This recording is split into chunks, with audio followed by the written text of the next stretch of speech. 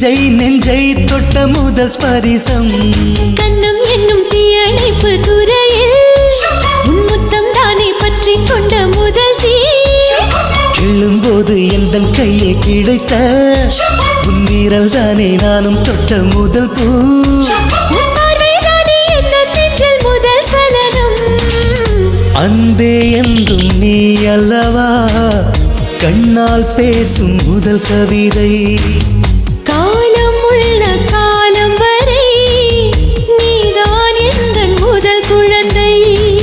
நெஞ்சம் ஒரு முறை நீ என்றது